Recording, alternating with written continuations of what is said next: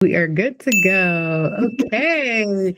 Hello, everyone. I am Jacqueline Monet, keynote speaker, entrepreneur, and new brand consultant for the National Fibromyalgia Association, or NFA for short. But most importantly, I'm a fibromyalgia warrior and an advocate for self-advocacy and holistic wellness.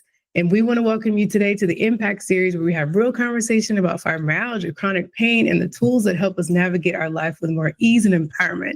So today, we're diving into a powerful approach to pain management, water therapy. So for many of you people with fibromyalgia, movement can feel intimidating. I understand that, but water therapy provides a way to reduce pain, improve mobility, and ease tension without adding extra strain to the body or flaring up. Okay, let's talk about that. Today, joining me is Mary Jane Elkins, and she has deep experience in the benefits of water therapy, and she's going to tell us a little bit about herself and why she's here today. Hi, Mary Jane. Hi, thanks for welcoming and inviting me in today. A little bit about me. I am 73. I've been married 55 years. We have 3 sons, 4 grandchildren, and wonderful daughter-in-laws. Oh. My career was in social gerontology and end of life. I was diagnosed with fibromyalgia in 1995. Oh. And I was so happy when I was asked to talk about water therapy, because I love water, and I always think of myself, even at my age, as a water baby. I love that. And I started in water when I was 5. I had lessons and learned how to swim. And then as a child, I learned how to water ski. And then in college, I took lots of aerobic water classes. Then I was certified as a arthritis water aerobics instructor. And I also was a whitewater rafter. So, wow. Oh yeah, I've rafted some big water. But so water has always been my medium. That's awesome. And so, and that's really about myself. That's amazing. Well, Mary Jane, come on. Do you have a book or a documentary out there somewhere? That sounds amazing. That's awesome. Whitewater rafting is actually a bucket list thing for me. So we might need to talk a little bit more about that. Yeah, we need to talk about it, because it is it's very empowering, because you have to know that the river is in charge, and you have to know how to read the river and then work with the river.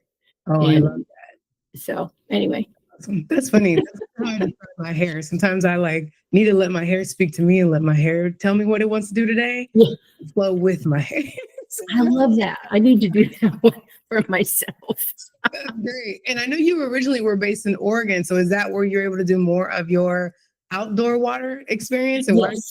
Okay. Yes, I did do some in Washington, but most of it was in the state of Oregon. We traveled quite a bit. There's a lot of big water in Oregon. Yeah. Awesome. And did you already say where you're based now? Just so people know? We left Oregon 7 years ago, and we are now living in Virginia.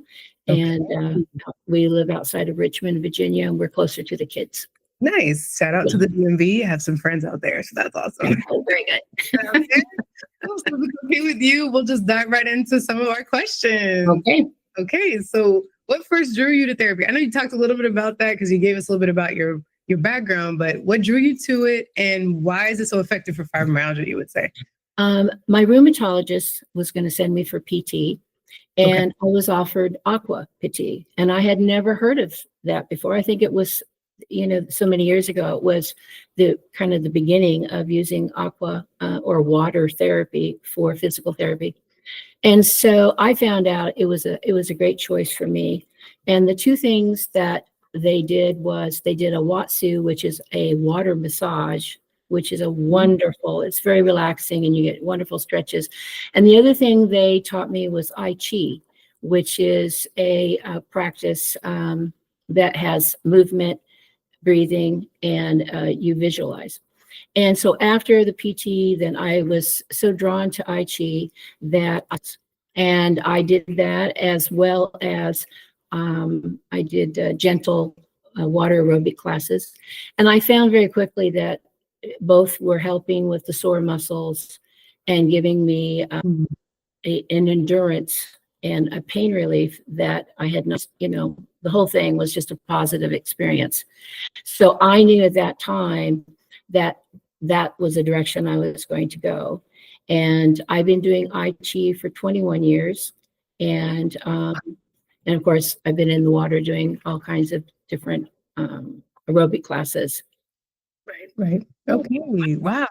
Awesome. Now, I guess my experience is a little bit similar to yours. Mhm. When I finally found a medical team that was actually listening to my needs and what I needed help with, everyone on the team, from my primary physician to my rheumatologist to my specialist, everyone was telling me, get in the water, get in the Yes. water, find the pool.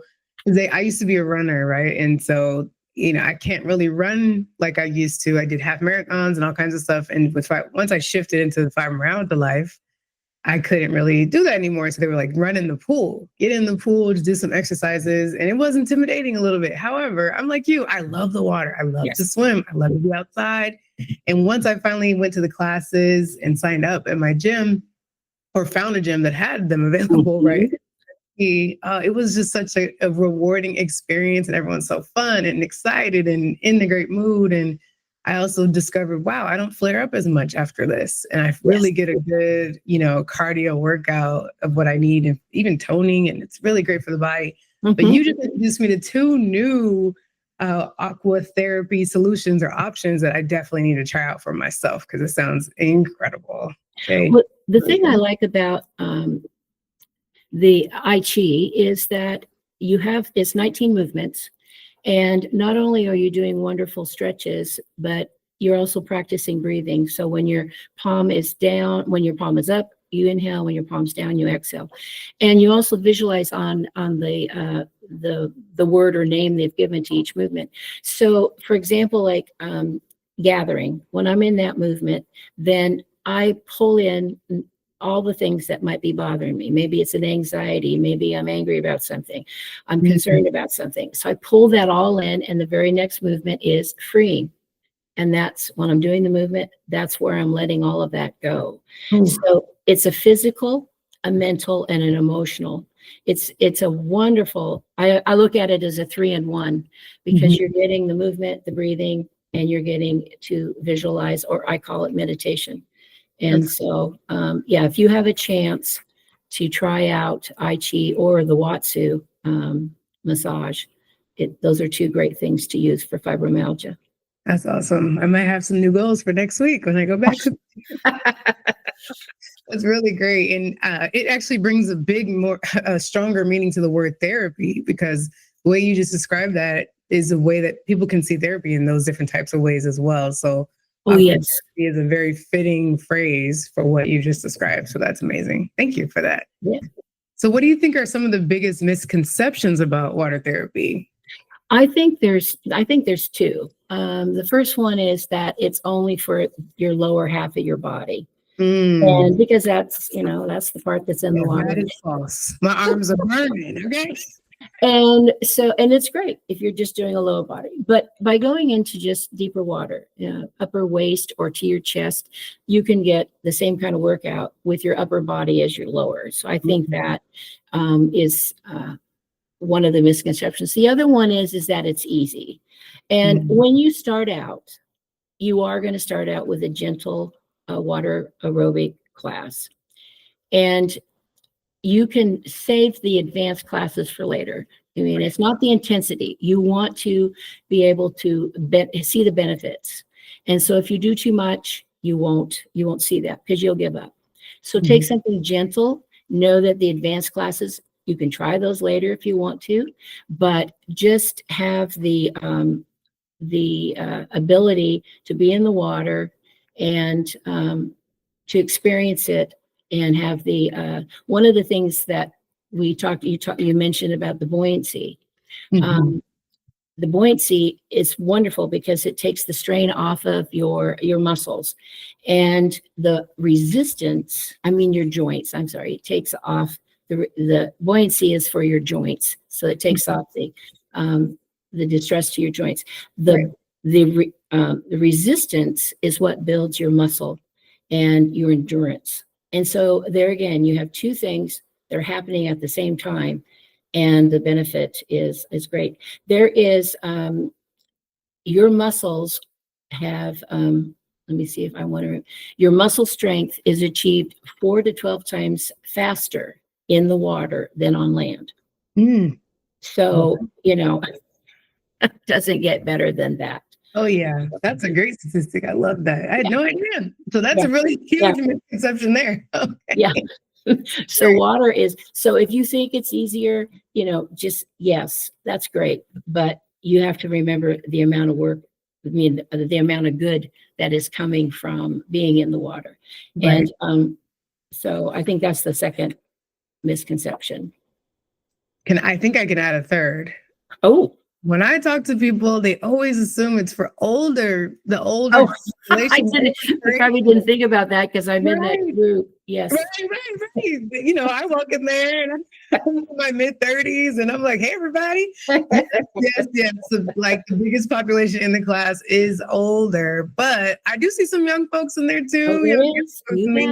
Yeah. And I underestimated, like you said, how difficult the class can actually be. Yes. It's not an easy peasy just walking through the park. I actually really give my hats off to the older generation for being able to keep up with the intensity of some of these classes. Because when I tell you, when I went to Aqua Combat, I left that thinking, wow, I didn't know I signed up for something like this. And it was really intense. And I was really excited to go back. Yeah.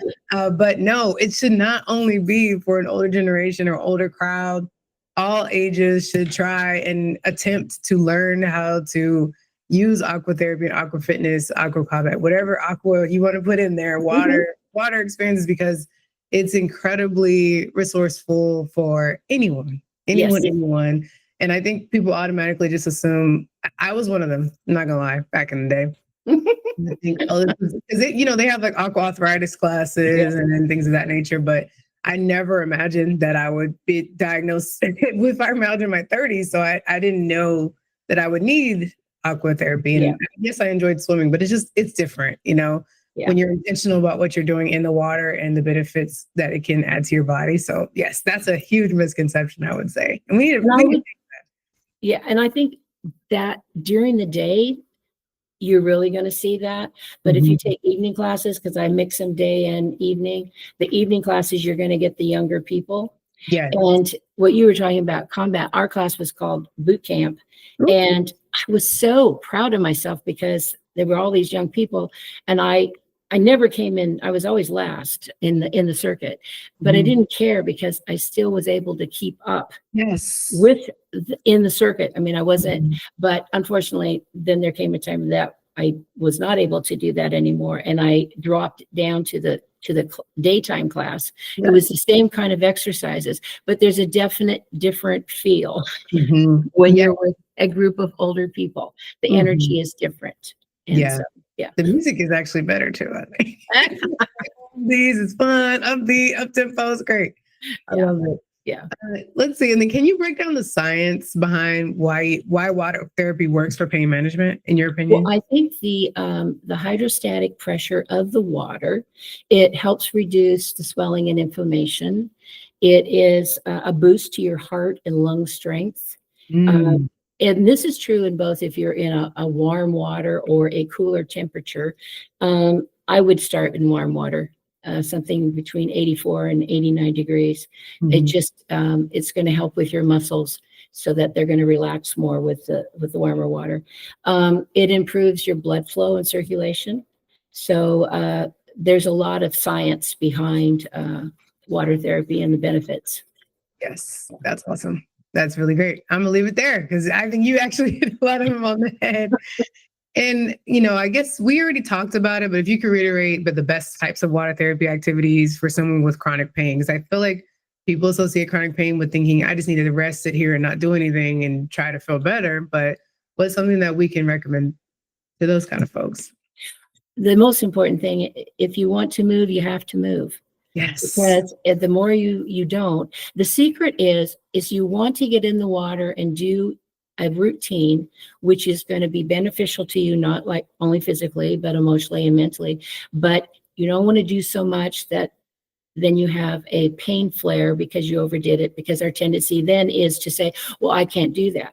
Yes. So that's why I said it's really important to start out gentle, save the intense or the more advanced classes, even just walking in the water is beneficial. And just walk back and forth, do a little breathing. You got the buoyancy, the resistance.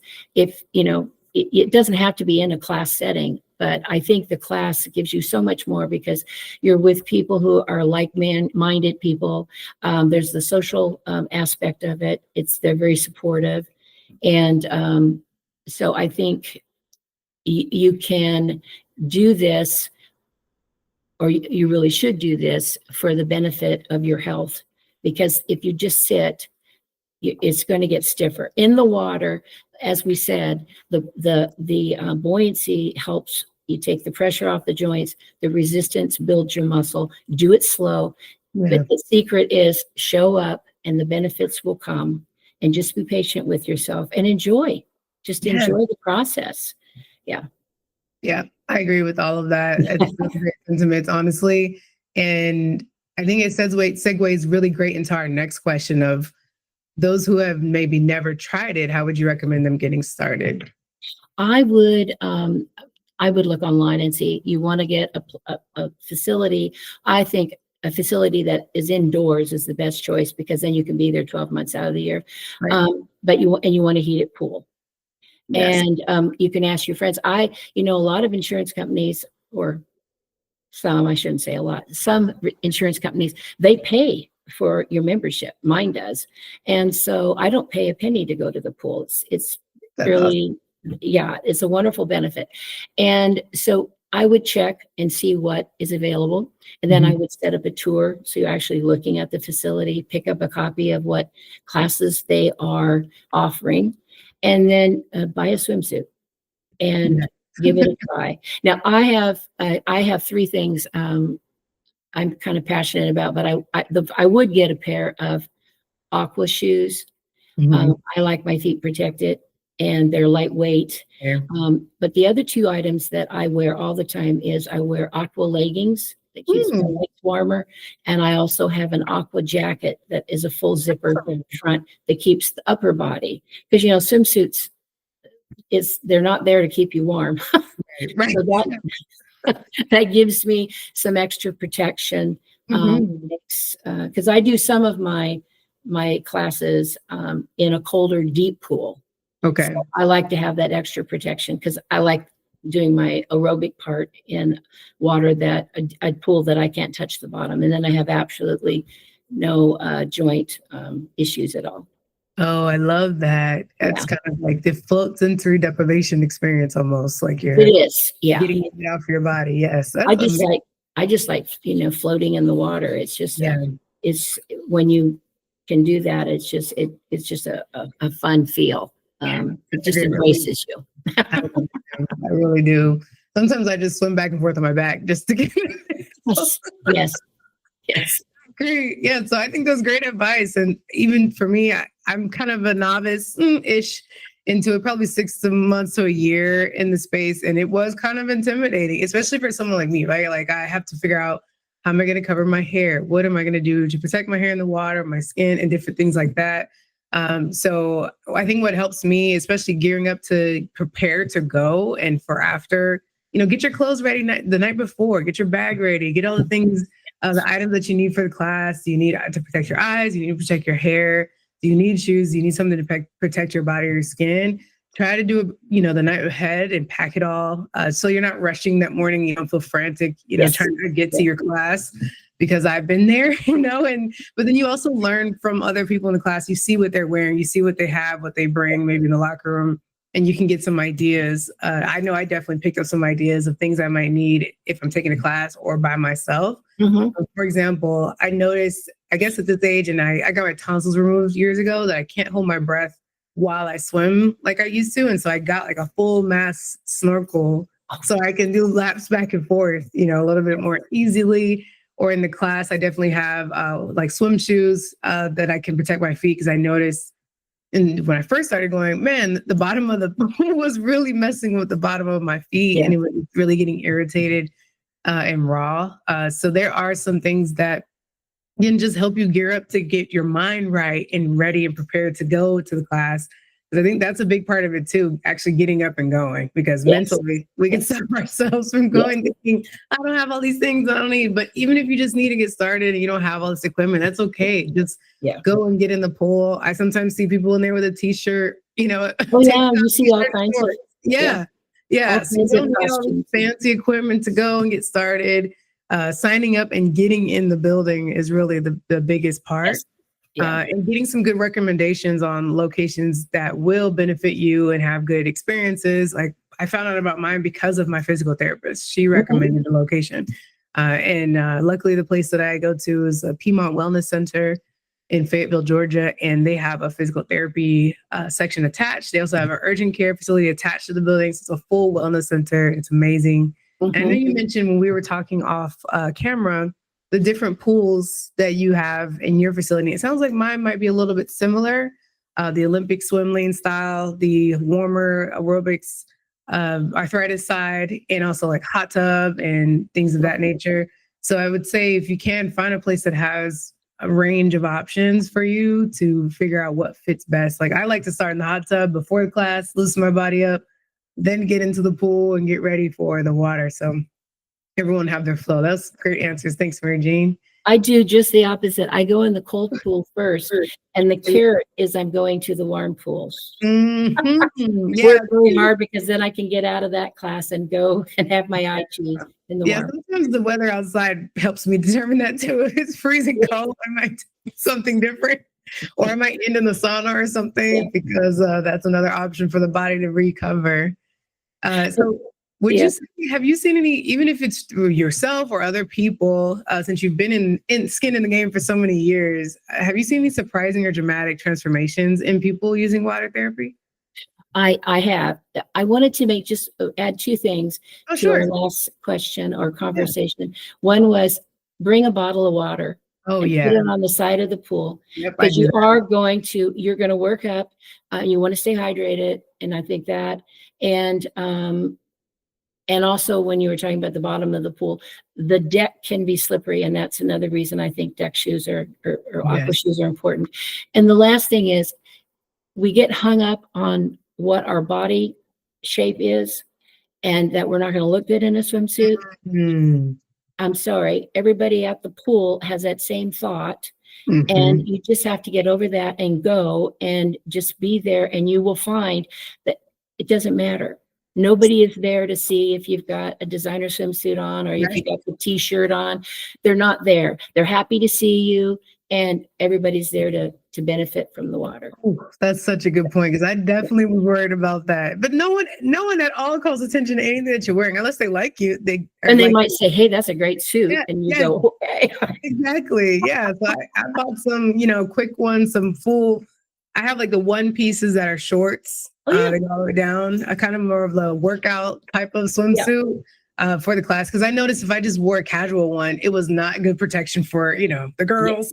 When you have all that movement, you need everything to be contained. So I'll just say that too. And you have to know that the chlorine is going to eat the suit. Oh, right. So don't spend a lot on your suits because you're going to go through, more than one during the course of the year. Even if you rinse them and all of that, it's still the chlorine will do a lot to the rubber or elasticity of the swimsuit. That's a good question. Yeah, that's a good point. And you did, I guess we'll segue back into the transformation, but you did bring up one thing that I did want to ask about modifications and safety precautions. So you did talk about the aqua shoes and slippery decks. Is there anything else you would caution people on just to be aware when they go to a class or in the area? There's several, always feel free to ask for assistance. A lot of pools have motorized lifts to help you get into the water. I would take a class that's going to give you steps and railing down into the pool. I would not start with a pool that you had to climb down a ladder or up a ladder. Yeah. Those are things that I think, maybe later on, a more advanced class if it's in a deep water, but those things I think they're available and, use those. I think I'd start with that. That's a good point. I guess to add to that, I've noticed that even the instructors, if you're taking a class and they're giving you movements throughout the class, they'll sometimes give you modified movements because sometimes you think, oh, I have to keep up with everybody else and do these really difficult, strenuous moves. And it's like, no, you don't. You do it based on what's comfortable for you, your needs, your body, and how you're feeling that day. And you might have to just modify it. But I think at the location that I go to, they give you at least 2 or 3 different versions of a movement. Yes. So that you can make your own. You're not in competition with anyone. Right. And as you said, one day you might be feeling only at 50%. You do the 50%. Some days you might feel like, hey, I'm feeling really strong. Today I feel like I'm at 80%. Then change, as you said, the modifications. They also have equipment. There's paddle boards, noodles, weights. Like there's like 4 different sizes of dumbbells and that we use at our pool. I can't do the largest ones. It's too much resistance for my shoulders. So I've got the smallest ones, and it's great. I can do just as much activity and be producing the benefit just as a person who's using the larger bells, but I know I don't have to then have the repercussions to my shoulders. So, don't, just because the person next to you is doing that, do what your body, listen to your body, and it will tell you what you're supposed to do that day. I learned that the hard way. Let me tell you, I was athlete my whole life. And so I'm thinking competition, and you get in the pool and you try to keep up with everybody. And when you talk about my shoulders were hurting because I was using too much resistance or the wrong instruments or just doing too much. It just didn't make sense. So that's a really good point that I just had to make that change for myself. Because it was different. Everybody's so different. And like you said, each day is different. The percentage, the 50% you had that day was probably what got you in the building, honestly. Yes, that's it. It's show up. And just have the benefit of the water, and just that should be enough. Just that you showed up and you have the benefit. Yeah. Right. So let's switch back a little bit into any dramatic or surprising transformations you've seen for yourself or other people through water therapy. I think for myself, since I've had fibromyalgia for 30 years, and then the first 9 years was not in the water, and the last 21 years I have been in the water. It's just been a change that was totally on the positive. I could see I had increased joy. I slept better. I was more flexible, more limber in movement. And overall, it was just that the quality of my life and the positiveness of my life it's a stark change of the first 9 years versus the last 21. And that's why I can't imagine myself never being in water. I know as I continue to age, I have to be open to the reality that I have to change some of my classes or what I'm doing, but I can't see myself never being in the water because I know the benefit. You told me you have your notoriety as the IT lady now, so you can't let the fans down. But I do know, like when we go on a trip or I'm ill or something and I miss a few days, then, I go out and take a walk or something and I go, man, there's a lot more stiffness here than there was. And so it's an ongoing benefit that you build your endurance and your muscle and there's less joint pain and all of that. So I think, for myself, I can say that it is a huge difference, and I can see that. That's awesome. Yeah, I feel a little guilty here. I do. I'm gonna hide a little bit. I do feel guilty. I do need to get more consistent, and I've been trying to figure out my rhythm between the pool versus the workout in the gym, walk outside, different things. But I must admit, the aqua therapy, aqua fitness usually is I feel the best. It just sometimes can be a daunting thought of getting in the pool, getting myself ready, getting in and out, because it does take time to get in and out of the the showers and get dressed. So there can be some difficulty there for me sometimes planning all that, depending on how I feel, right? My body. But I would like to be a lot more consistent with including aqua therapy into my regimen, especially weekly, because you're right. It does make me feel better. I feel like the good endorphins are pumping and I'm more joy just from being in the water. Yeah. So I'll be honest there and be transparent that I definitely need to be more consistent with that because every time I go, I enjoy it. There's never been a time where I've like, oh, I regret it. No, Yeah, yeah. I always enjoy it. I have now after 21 years, I miss it. Mm-hmm. It's just like I have to be able to go and be in the water. It's Mm-hmm. something about getting in the water, the weightlessness of being in the water. I think it embraces you. And there's just something, it's not just the exercise. And you have pool friends, Yeah. and you're chatting back and forth about your life, and then the fun. There's a lot of laughter, and it's a positive experience. And Yes, so. it is. It is. And so I feel like we talked about this already, but do you want to add anything else about the role that mental health and relaxation play with water therapy benefits? I do. I need to there we go. I have my little note here. He's preparing everybody. Yes. What we just mentioned, it reduces stress level and it pumps out all these wonderful endorphins that I think soothing being in the water. I think it calms you.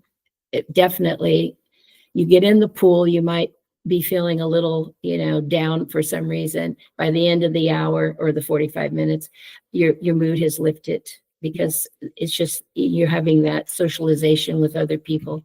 I think it helps with anxiety. Again, is social support, like the people that are in the pool with you. It boosts your self-esteem because you showed up and you know that you're doing something just for you. Yes. I think it energizes you. You get out of the pool, you feel better. Like I said, you might have gone in feeling sleepy, but when you come out, you are ready to take on the day. And because you've had that exercise, I think it helps you get better sleep, which with fibromyalgia is something that can be a challenge. So anything that helps us in that direction also. So I think, as I said before, I just love floating in the water. Yeah. So that's part of my mental health right there. Yeah, I can agree. Honestly, there's nothing else for you to add. I agree to all that you said. And I guess when we compare it to traditional physical therapy for fibromyalgia, how do you feel like it compares? I've done both, so a lot of both. I think water therapy is more gentle, I can be. agree. The buoyancy takes the weight off your joints. I think it makes the movement smoother and less painful. And the water's providing the resistance, which doesn't require weights or machines. You're doing it in the water. I think it strengthens your muscles more gently, and I think it's easier on your body. I think also it can give you a pain relief, which you might not get if you're doing the land PT. It can soothe your muscles because you're in the water, again, with that hydrostatic pressure. It improves your circulation. For people who have balance or stability, being in the water, you don't fall down. You might fall over, but you're not going to fall down like on land. For some people, I always think of, well, the Weeble Wobble. Do you remember that character years ago? I do. You tip over, but you don't fall over. Right. But anyway, because, I've done a lot where I might have gone a little too far one way, and it's like, but you can't. You just, it keeps your balance and stability. And for some people, it's more accessible than try to do something on land because it's easier in the water. And you definitely can do movements. I can do movements in the water that there's no way I could do on land. Right. So, I mean, there's a place for both, but I think that the water therapy outweighs the PT in the sense of the ease of it and the results that you see faster. I agree. Because, man, sometimes I leave PT and I'm like, you guys beat me up today. Yes. That could be really tough. That was something I underestimated as well. PT, I know that's a whole nother conversation, but PT can be quite difficult. And you can flare up from, I know I have flare up from PT. Yes. Even though I know it benefits you after the flare up, but it's definitely a different strenuous experience versus water therapy. Yeah. Yeah. So, I mean, to close this out and round everything off, what's one simple actionable step that someone can take today to introduce water therapy into their routine? Well, I think there's three. You find the pool, get a suit, and then enjoy. Yeah, Just go and enjoy. I love And that. so, because I think that, it's simple. You just take that first step is find the pool, get Yes. yourself a swimsuit, and then just get in the water Yes. and enjoy it. I- And there's I do a walking meditation. It is 2 steps forward, 1 step back. Mm, And you don't go very far, but that's not the goal. The goal is to always go forward. And it doesn't mm. matter if you have to take a step back. And sometimes, I think this applies for water therapy because the secret is to always go forward. And it doesn't matter if you have to step back, maybe the class is too hard, or maybe you can't do more than 2 times a week, or 2 times is too much, whatever the step back. The goal is to always just remember to go forward. And I think water therapy is a great thing, a tool to use with fibromyalgia so that you can go forward. I love that. That is so great. And always remember, so when you're going forward, just find a pool, get a swimsuit, and Yeah. get in the water. Yeah. I And love that. enjoy. Yes, enjoy. Well, Mary Jane, this has been such an insightful conversation. Thank you so, Thank so you. I so much. enjoyed it. Thank you so much for sharing your knowledge, your passion, your experience with us today. It is so invaluable. I know so many people in our fibromyalgia community will really benefit from your wisdom. Oh, thank And you. so, for you guys watching out there, if today's conversation resonated with you, please be sure to check out the full article that I'll be writing accompanying this interview in the NFA newsletter. The video will be on the website and our Facebook page and YouTube. And we're just committed to bringing you the expert insights and the personal stories like MJ's and actionable tools that you can truly help you on your journey. So remember, your wellness journey is yours to take charge of. And like MJ said, 2 steps forward and 1 step back, always going forward. Self-advocacy, knowledge, and trying new approaches can make all the difference and really take some time. But we really thank you for joining us. And until next time, take care and keep advocating for yourself. Thank you so much, MJ. Appreciate you joining us Thank today. you for asking. Bye-bye. Bye.